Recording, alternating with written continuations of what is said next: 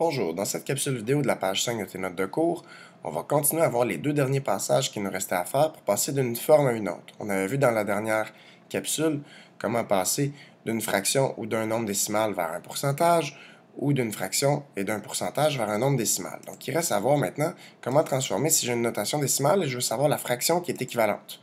Donc il y a différentes façons d'écrire un même nombre si je l'ai en nombre décimal et je veux avoir la fraction. Donc si le nombre est écrit en notation, je vais transformer le nombre écrit en notation décimale en fraction décimale, comme on avait vu dans les capsules vidéo précédentes, et je vais donner la réponse sous forme d'une fraction irréductible. Donc, je vais avoir une fraction décimale que je vais réduire. Donc, on va aller faire des exemples. Donc, 0,6, qui est un nombre décimal, je veux le transformer en fraction. Donc, 0,6, ça se lit aussi 6 dixièmes. Donc, ça, c'est ma fraction décimale, qui est une fraction qui est sur 10, sur 100, sur 1000. Donc, une fraction dont le dénominateur est une puissance de 10.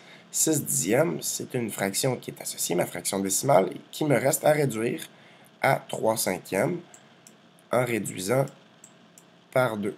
Donc, ça va être ma fraction irréductible que j'ai réduit par 2.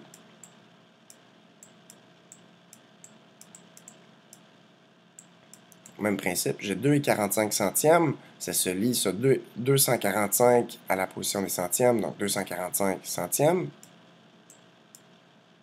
qu'il me reste à réduire. C'est ma fraction décimale que je peux réduire par 5. Si je veux réduire par 5 au dénominateur, ça va me donner 20.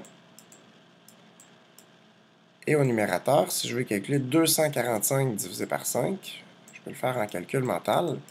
200 divisé par 5, ça va me donner 40. Et 45 divisé par 5 va me donner 9.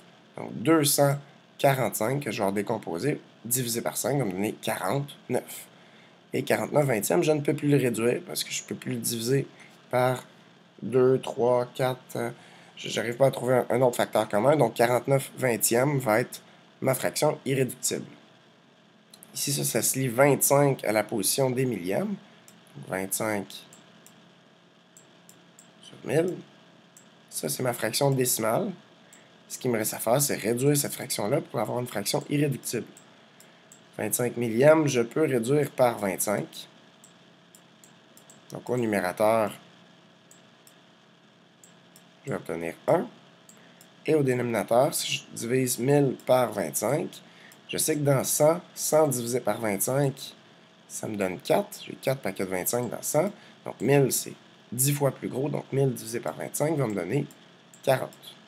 1 quarantième va être ma fraction irréductible. Je vais continuer avec mon dernier passage. Donc, mon dernier passage qui est de passer d'un pourcentage à une fraction. Donc, si je veux transformer mon pourcentage, je vais transformer mon pourcentage en une fraction sur 100 d'abord. Pour faire ça, au besoin, je vais revenir, mais je vais enlever la virgule en multipliant le numérateur et le dénominateur par une puissance de 10 pour avoir vraiment des nombres entiers au numérateur et au dénominateur. Puis finalement, si j'ai une fraction sur 100, ce qui me reste à faire, c'est de réduire cette fraction-là pour donner ma réponse sous forme d'une fraction irréductible.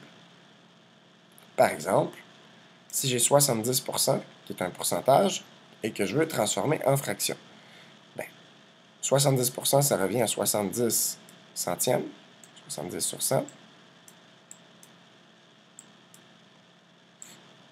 Et je veux avoir une fraction irréductible, donc je vais réduire cette fraction-là par 10, ce qui me donne 7 dixièmes, en réduisant mon numérateur et mon dénominateur par 10 pour avoir une fraction équivalente. Si j'ai 62,5%, je vais transformer mon pourcentage en une fraction sur 100, donc j'ai 62,5% qui est 62,5 centièmes sur 100. Et là, ce n'est pas tout à fait une fraction, puisque je n'ai pas un nombre entier au numérateur. Donc, pour avoir un nombre entier, ce que je peux faire, c'est multiplier par 10 pour déplacer ma virgule vers la droite. Ça me donnerait 625. Donc, j'ai multiplié par 10. Et si je le fais au numérateur, pour que ça soit équivalent, je dois aussi multiplier par 10 au dénominateur pour avoir une fraction équivalente. Ce qui me donne 625 millièmes. Il me reste à réduire. Je continue vers le bas ici.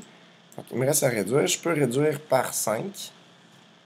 Donc, 625 divisé par 5 pour mon numérateur. Bien, 600 divisé par 5, dans 100, j'ai 20 paquets de 5. Donc, dans 600, j'en ai 6 fois plus. Ça me donnerait 120. Et 25 divisé par 5 me donnerait 5. Donc, ça va me donner 125. Dans 600, j'ai 120 paquets de 5. Et dans 25, j'en ai 5. Donc, ça me donne 125. Et 1000 divisé par 5 va me donner 200. Ça me donne 125 2 centièmes. Ça se réduit encore. Je peux remarquer que ça se réduit par 25. Donc, je vais réduire par 25 mon numérateur. 125 divisé par 25, ça me donne 5. 200 divisé par 25 me donne 8. Donc, j'ai trouvé ma fraction équivalente en divisant mon numérateur et mon dénominateur par 25. Ça me donne 5 huitièmes, qui est ma fraction irréductible. Et finalement, 11,5%, ça me donne 11,5 sur 100. Ce n'est pas une fraction. Je vais devoir multiplier par 10 pour avoir une fraction irréductible. Donc, ça va me donner 115 millièmes. Comment j'ai fait 115 millièmes? C'est que j'ai multiplié par 10 mon dénominateur et mon numérateur pour avoir des nombres entiers au numérateur et au dénominateur.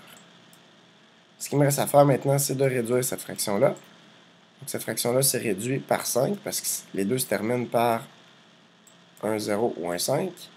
Donc, pour 115 divisé par 5, 100 divisé par 5 me donne 20.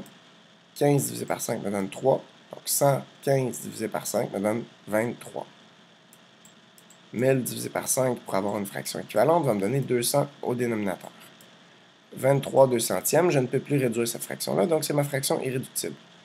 Donc, ce qu'on a vu dans les deux dernières pages, c'est qu'on peut passer de n'importe quelle forme à une autre. Donc, pour passer d'un pourcentage à une fraction, par exemple, on a vu chacun des 6 passages, donc ça veut dire qu'à partir de maintenant, à chaque fois que j'ai une des 3 formes, je peux la transformer en n'importe laquelle des 3 autres formes. Donc voilà, c'est ce que nous avons vu et nous verrons dans la prochaine capsule vidéo. Nous verrons l'addition et la soustraction de nombres décimaux. Merci.